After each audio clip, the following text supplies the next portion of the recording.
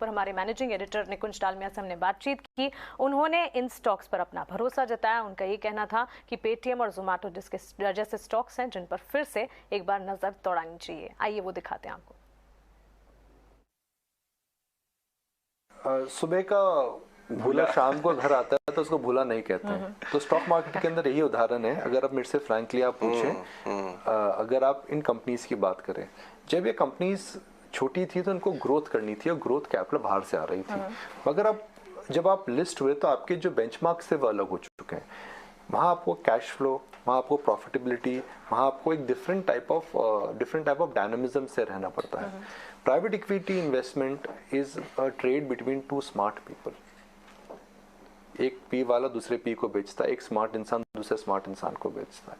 मगर जब आप लिस्टेड होते हैं तो ऑक्शन मार्केट में आ जाते हैं। वहाँ प्राइस डिस्कवरी अलग तरीके से होती है, वहाँ के रूल्स अलग होते हैं। तो वही हम देखने को मिल रहे हैं कि और जो प्रमोटर्स आए थे उनको समझ में आ रहा है कि ग्रो करो मगर प्रॉफिटेबिलिटी से ग्रो करो।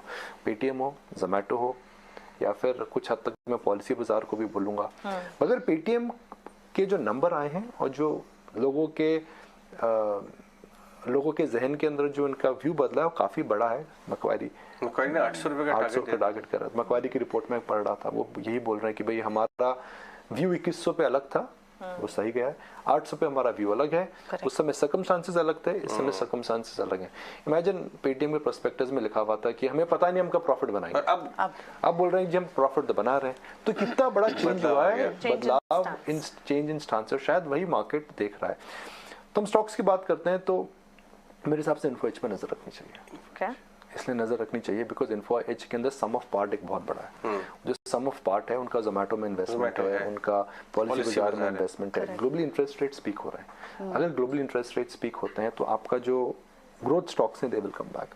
ग्रोथ स्टॉक्स जब वापस आते हैं तो जिन कंपनीज के अंदर ये ग्रोथ स्टॉक्स के इन्वेस्टमेंट है, मुझे लगता है वह सारे का सारा जो आपका ट्रेंड है वह ट्रेंड पूरा रिवर्स हो सकता है। तो इन्फो एज में नजर रखिए, कैश फ्लोज अच्छे हैं उसके और उसके अंदर काफ़ी इन्वेस्टमेंट्स हैं।